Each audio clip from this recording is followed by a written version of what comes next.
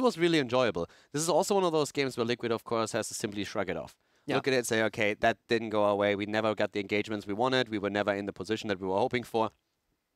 Let's focus on the next one. Yeah. They are an experienced team. They are a team that has recovered from a lot harsher losses than that. But of course, they need to be careful now. They need to win 2 in a row.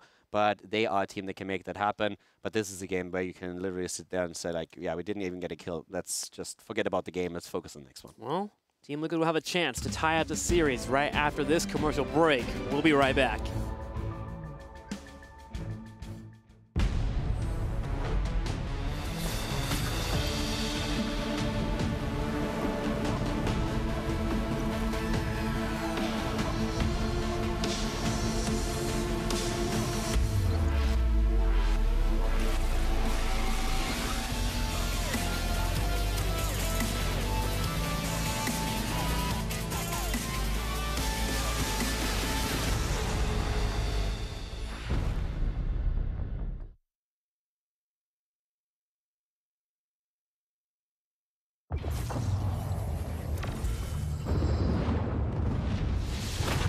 The demon Asmodan had his ultimate victory within reach, until the opposing heroes dealt him a devastating defeat.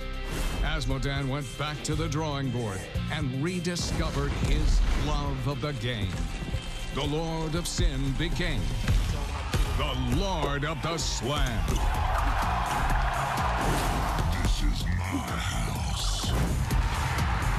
Let's see if you've got game. Oh, there it is. Dude, welcome to my jam.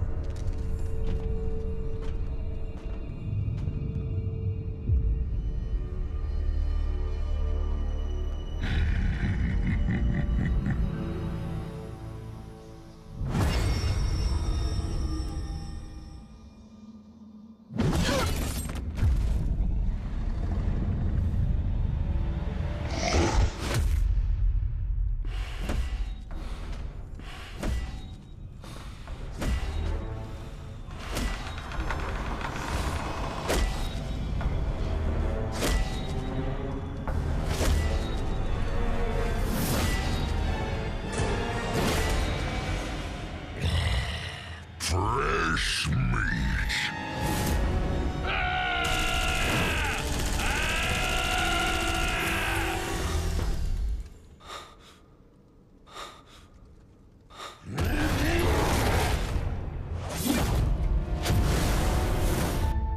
Dignitas with a chance here to increase their spot in the standings with maybe a victory over Team Liquid, while Team Liquid wants to remain in that first place spot, but ridiculously, we have Dignitas up 2-1, which is insane to see.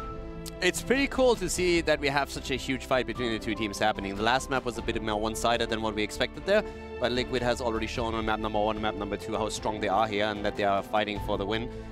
That's what's ridiculous to me, is we had a 4-level lead for Dignitas over Team Liquid on that last map. Now, of course, it all comes down to drafts, and Team Liquid should be able to shake it off. We'll figure out which battleground we're going to for game number 4, but it's impressive to see that here from Dig.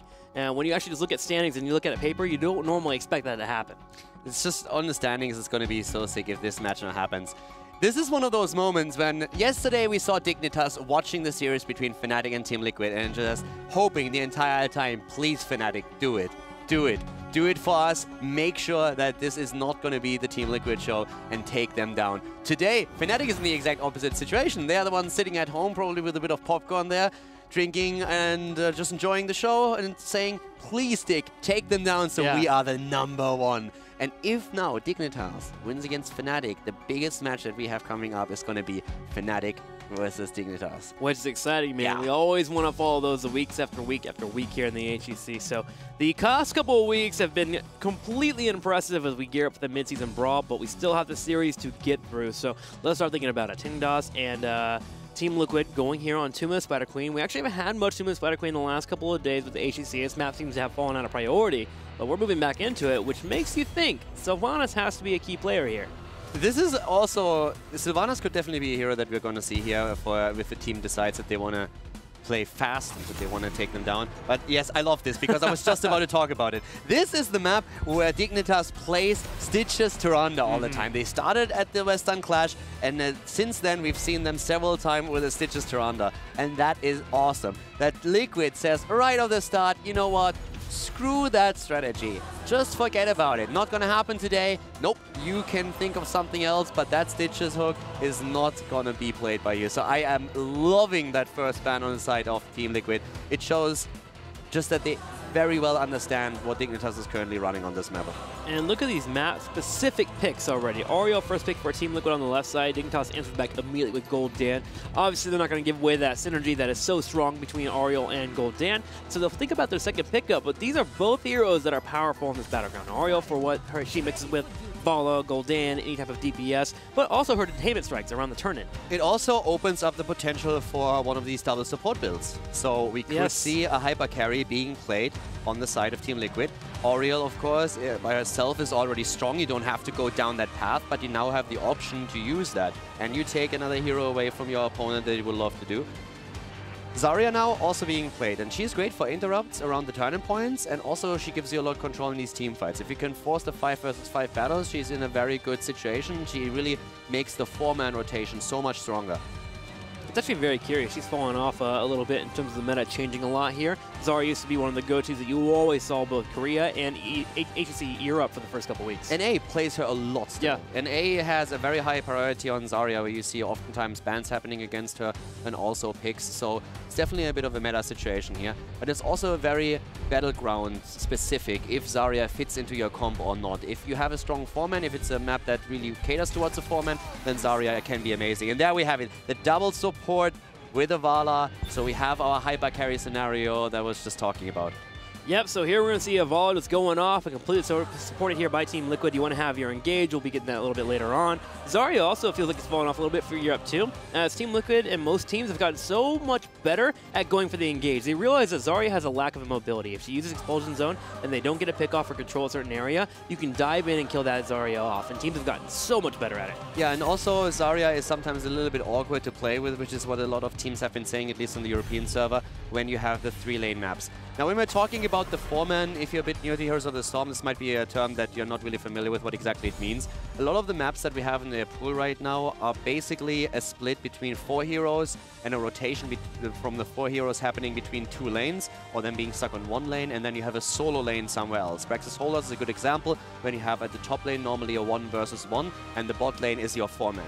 When we're talking about Tomb of the Spider Queen, the traditional setup is a solo lane at the bottom of the map, and then a 4-man rotation between the mid and the top trying to be dominant. So you try to get a strong solo laner, and you try to draft a very strong 4-man team that is able to win these rotations against their opponent. So that's what we've been talking about quite a bit, and that was oftentimes this map in particular is all about. And just to add on top of that, the 4-mans are usually built in some way or some form, whether it's to be wave clear, and you're trying to clear out the waves between the middle and the top for experience advantage, and also to break down the turf on the opponents, or you have a combination of kill potential and wave clear. You're looking to get pickoffs on your opponent and throw them behind an experience. And usually, right here with Johanna and Gul'dan, you can start to expect that 4-man rotation. Johanna leading the charge, you have Karazim for some decent damage here, as Dignitas will pick that up, and it's cool to see Karazim, by the way, Bakery getting his hero back that he used to love way back in the day. This is also an interesting touch now when it comes to the potential solo lane, because in theory you can set Gul'dan onto the solo lane, but that's normally not really where you want him to be. Yeah. Ideally he's part of the 4-man rotation.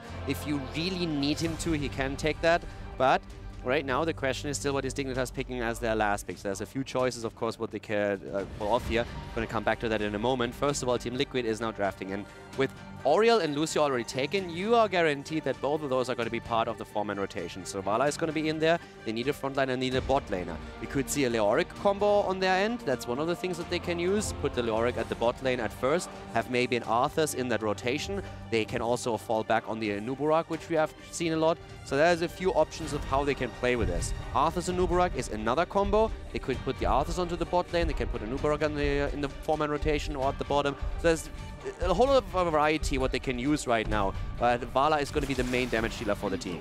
And they move straight into Sonya and Varian. Varian I like because of how strong he can be against Charism. When Charism goes in for the engage, you turn around, you just taunt him, and you blow him up. If he has 7-sided strike, you can't get out of it, you get rid of him before it happens, and it also makes it harder for him to be efficient with Palm. On the other side, Sonya here is a strong bottom laner. She can really negate anyone that she goes into lane against. She's probably one of the strongest that's available right now. And Ragnaros will be the answer from Dignitas to make sure that they can at least hold in that lane and they have Molten Core to slow down the game. So the setup is a bit more aggressive from Team Liquid than what I was talking about, with Varian and him charging in and Sonya following up. You have a lot of pressure still. Sonya also with additional damage, so it's not only Vala that is going to make sure that she gets a punch in, but with Oriel plus Lucio, Sonya is also in a really cool spot here, where she can go quite deep and it's very difficult to take her out, especially if she's able to whirlwind through. And there's not too many interrupts against that whirlwind. We have a few available, but it's not anything crazy.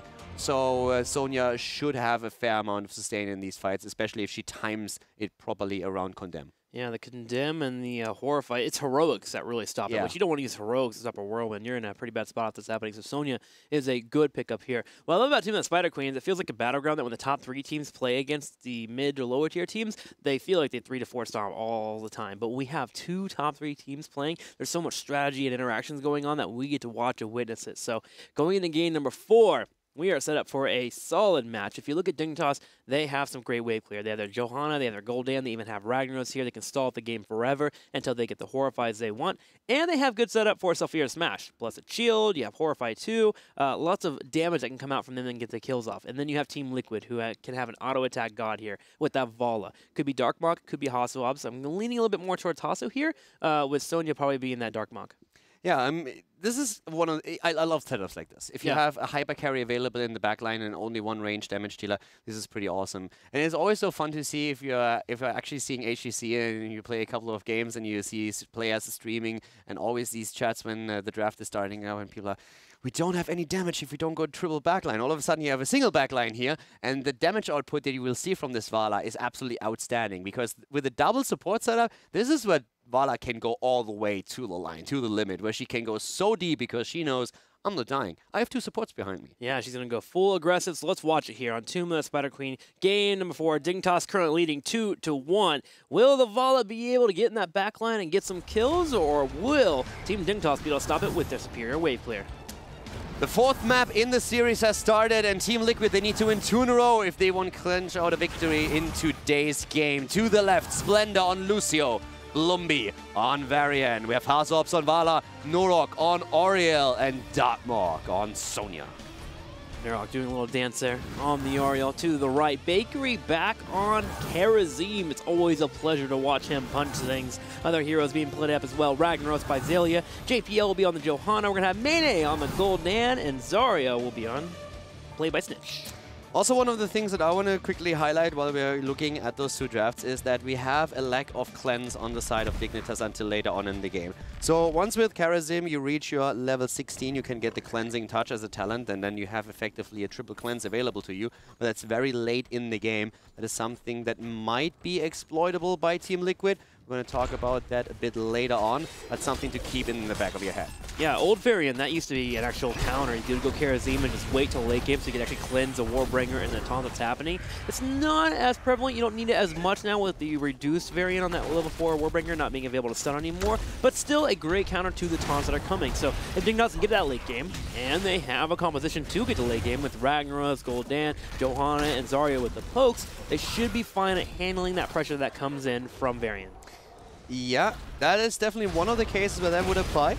So now we have already the rotations happening. And this is the format that we've been talking about during the draft. You can tell that we have 2 teams of 4-man rotations happening, 1 for each side. And at the bottom of the map, it's that battle between Ragnaros and Sonya. So both of them trying to get the wave play in. Team Dignitas currently a bit ahead when it comes to that. But Hasso Obs is also applying the pressure. So Liquid, It's very hard to take Liquid down thanks to the double support, but Dignitas is faster in clearing the waves, which gives them a bit of an edge with this rotation.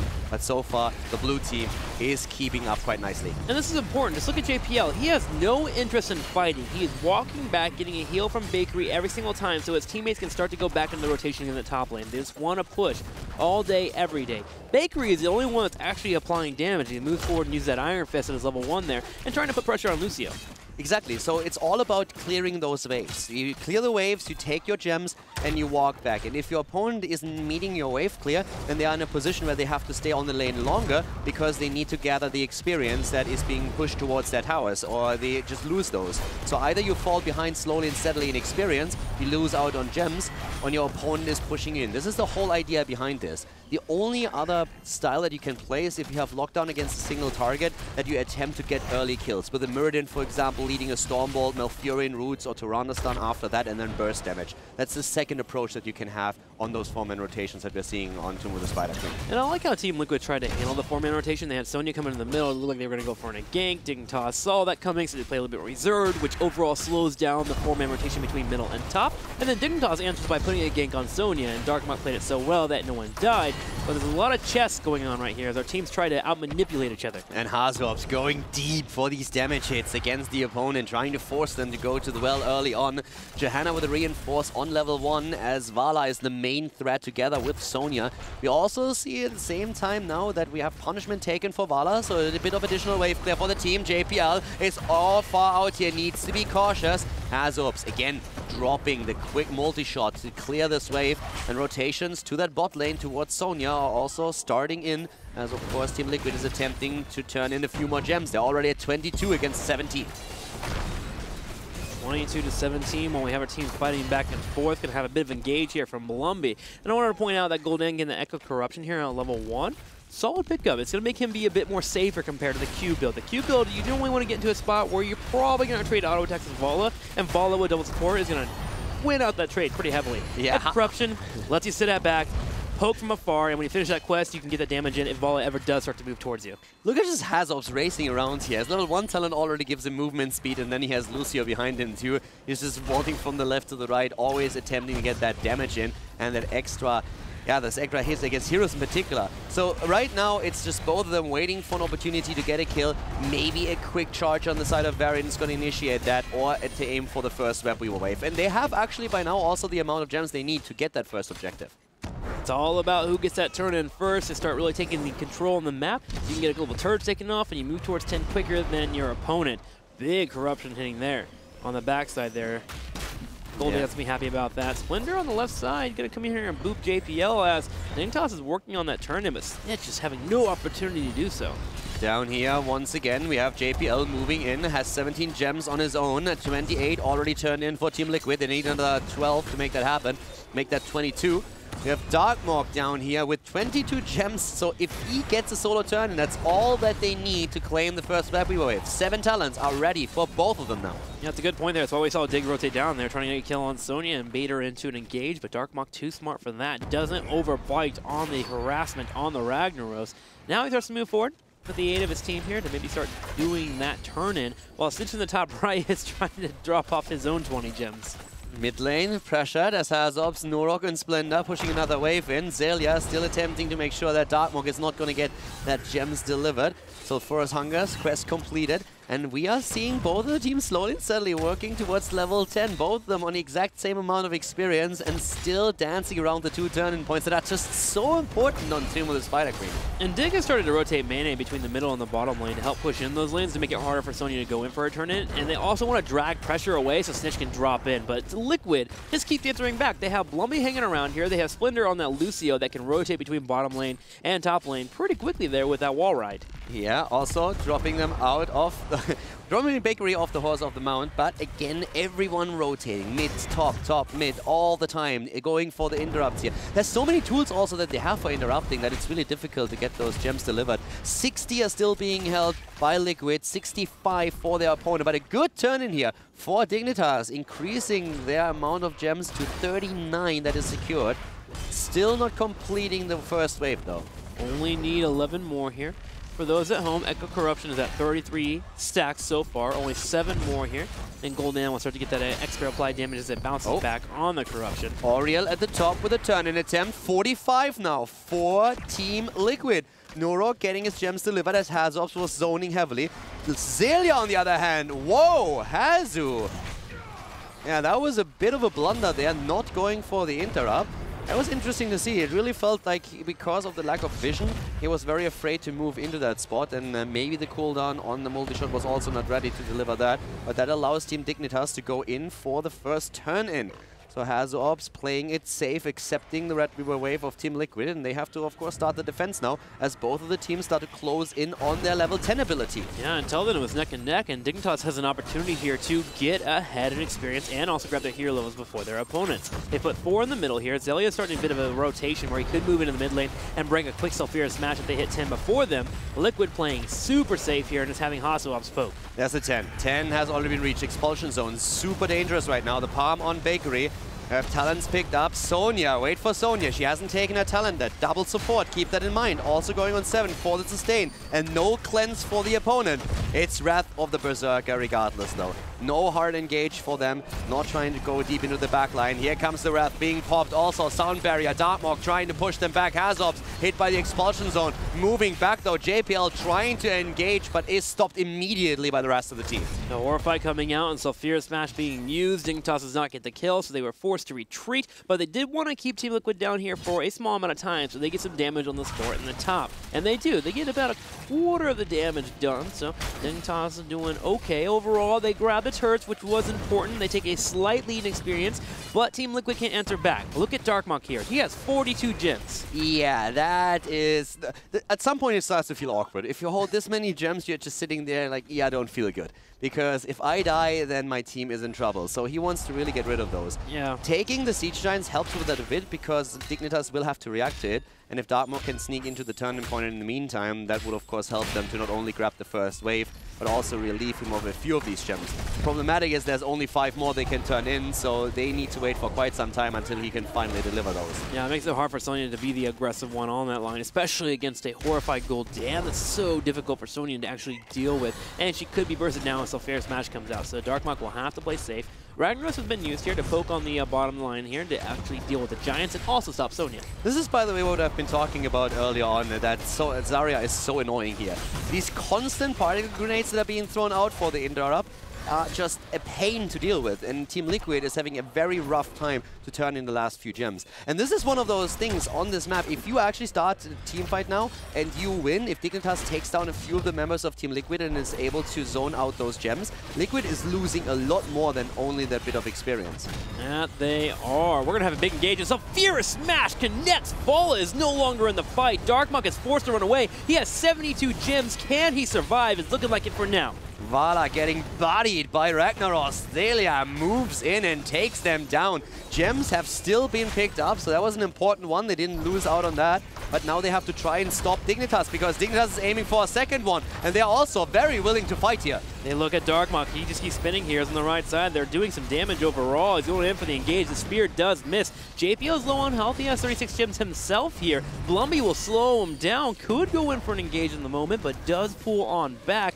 And this gives an opportunity for Darkmok to drop off 5 gems. Just kidding. Snitch with a grenade. Darkmok is on 74 gems at this point. Zelia is not able to help out here as we are seeing Zarya taken down. Great isolation, butting her into the corner, and that just isolated her completely from the rest of the team. So Snitch is falling, and that finally opens up an opportunity for Team Liquid to get the Web Weavers into the game. But keep in mind that there was only 5 that he was able to deliver. He is still at roughly 70 gems. Darkmok, that is. Well, Sonya has to make sure that she's not in one-on-one scenarios where she could get picked off. Dignitas can clear pretty well here. They have Goldan. Molten Core is going to be up soon. I think it's still on the timer here overall. So we're going to wait for Zillion to have that up so he can actually defend effectively. Goldan's at the top. He'll clear that out really quickly. Bakery and JPL, meantime, will defend against the middle push. 13 on both sides now. Team Liquid just picked up the extra talent. Came in a bit late, but we also now have, thanks to Vala's Gloom, another tool in the arsenal of Hazops to be a bit safer against Ragnaros' ult. Here comes the Molten Core as we are seeing them moving in Everyone from Team Liquid side rotates to the bot lane where we have the last Web Weaver. They're going for the fort and they're going to be able to drop it. They also have enough gems to go for a second turn, and both of these teams trying to get the momentum going for themselves. Yeah, the first 4 of the game will fall, and it will be Dignitas. Team Liquid taking a lead. Fantastic talent also taken on the side of Varian on level 13. Super important against the Divine Palm that we are currently seeing for Bakery. Because once that you are able to use the Mortal Strike here, you find yourself in... Actually, he went for the Shattering Throw. Forget what I said. I misjudged the talent here. Shattering Throw is still great, but not against Bakery on his Karazim. It's more so against Zarya, of course. Yep, we want to stop Snitch and his shields from bucking out. Dark Maw hoping to turn in here. 78 gems. Dignitas going to force the issue here. They start moving in. Bakery dashes in, gets the attack. Darkmock's going to pop the Wrath. Blumby goes in for the taunt. And goes in for the taunt. Detainment Strike follows. The ult of Ragnaros doing nothing. Palm is out, not getting triggered perfectly. Blumby follows it up and they get the double kill. Really well done here. Just waiting for the Palm to be over. Hanzo getting a last auto attack in, and then it is Blumby who waits it out. Bakery also in trouble, dashing in 38 gems on his part. That could be the end of Karazim. He is so low. He's still trying to go in. Finally gets picked off, and a massive amount of gems were just dropped by Team Dignitas. Team Liquid turning this game around. Yeah, Team Liquid in a really great spot here. They still lose at the top lane, 1 fort, but that triple kill was absolutely fantastic for them. It all started with taunt on Zarya and then the Detainment Strike to follow it up, and from there they were able to get 1 kill after another. Ragnaros throwing his ult out early, trying to zone that Zarya can escape, and that just wasn't successful. They didn't have the tools available anymore. And Karazim dashing in, attempting to recover the gems, but falling then in the end himself. Yeah, big miscommunication there by Dignitas. Zarya getting picked off, and as you mentioned, the Sulfur Smash also was a follow-up for the Horrify that came up for Gul'dan. They were trying to get a pick off, and it just did not work. Now they are forced to defend. Molten Core will be available here in the middle and top lane for our teams to defend. Dignitas can slow it down with the aid of Gul'dan, but with a 16-15 lead, Team Liquid's going to push the issue. Yeah, Team Liquid is starting to move in here up to the top lane. Sonya is now making a stand. Bot lane is heavily pressured, not only because the Web Weavers are going in, but it's also those Siege Giants. The two combined can really enforce that siege push, and that forces Gul'dan down, and that means he's missing up at the top lane where the defense is currently happening on the fort, which is definitely going to fall. Even Zelia is moving down here to clear this as fast as they can, but Team Liquid is taking the freedom that it gives them to take down the structures to the top lane, and they go for boss. They already positioned themselves. It's 16 versus 16. Let's see if they actually commit to it, or if it's more of them trying to bait out, because Dignitas could actually call this. Dig does notice it looks like as they start to move in as a unit to the right side. Johanna will lead the charge. He drops the flashlight first, is going to scout it just in time. JPL moving in. Baker is on the left side here. He's going to have that palm available in case JPL does get focused down. Ragnaros on the left. Darkmock turns around. This becomes a risky battle, but Liquid gives the boss up, goes for the fight. Blessed Shield is missing. So does the Rag ult. Both of the ults completely whiffed. This is a big setback for Dignitas. They're trying to save the situation with a good Horrify by Mena, but it's not good enough. Once more, this time triggered Darkmock a bit too soon. They're trying to go for the kill, and it is Karazim that ends up falling, but Mena survives. Darkmock triggered the palm. He saw it coming, wanted to time it, but just half a second too early as he uses his spear. Oh no, and Snitch comes out to poke. You can start to see if the boss can be being grabbed. Blumby turns around, doesn't engage. There's a taunt. Detainment Strike knocks him against the wall, and Snitch falls too. Dignitas is falling apart here. Team Liquid is on the warpath. They are definitely on the warpath right now, and now with 2 heroes down for Dignitas, a 5 versus 3 situation on the map, we have Liquid going for the keep. Mena is all the way at the bottom right now together with Ragnaros, trying to get a bit of a trade going. They are still on level 16 talents, even with Liquid, but in experience they fall behind 18 to 17 in just a few seconds, and this boss, of course, still on the map, allows Team Liquid to make a second attempt. Team Liquid moves in for the boss, and it doesn't look like Dignitas is going to move in for it. They put Ragnaros in the bottom left corner so he can grab the mercenary camps and get pressure at least on that middle fort / middle keep. So that'll be a small victory for them, but Dignitas will have to defend this push that's coming their way. And here's the news. Team Liquid has 106 gems available. They can do a Web Weaver push and push with the boss. Yes, and that could go straight for core. They have an opportunity to make a play for the core if they want to. They don't have level 20 talents. They do not have a talent advantage, but they have, as we said, boss plus Web Weavers. So they can barrel with both of these through the top lane as there's no keep on the top anymore and try to make a core play. Oh, JPL whiffs another Blessed Shield. And you get what they're trying to do here. They're trying to get a pick off so they can defend this big push coming their way. Blessed Shield not connecting. Dark Monk turns around with the Wrath, starts to move forward, and Molten Core is going to need to be used here in the top. It's definitely a problem. It's risky. They need to do it. But whiffing 2 Blessed Shields in a row now, and also, of course, that follow-up Ragnaros ult that we had at the fight to the top lane, that's a problem for them. And this is the best opportunity that Team Liquid had so far. Xaylia already with his Molten Core in that mid lane, trying to defend. Team Liquid is on the point. Webweaver's moving in together with the catapults. Hazorbs with a strafe, zoning as much as he can. The core starting to lose points. 80, 70, going down here. Sound barrier being used by Lucio. This should be it. Ragnaros with the ult. He's doing whatever he can. The boss is down. The Webweavers, the catapults still attacking. And this is game. Can't stop Sonya. That's going to be it. They're 2-2. Our series is tied up, and we get a game number 5 between Dignitas and Team Liquid. I like it. I like it, man. It's happening again here. The top 3 always trading blows back and forth. So we're going to be going to game number 5. And it's interesting. You see game 3, you see Dignitas with a full 4-level lead on Sky Temple. But then they come to this matchup, and they're just missing slight mall heroics. And you have a team like Team Liquid that knows how to punish, and they just move in hardcore. Yeah, that problem at the top was pretty significant. If you use 2 of your...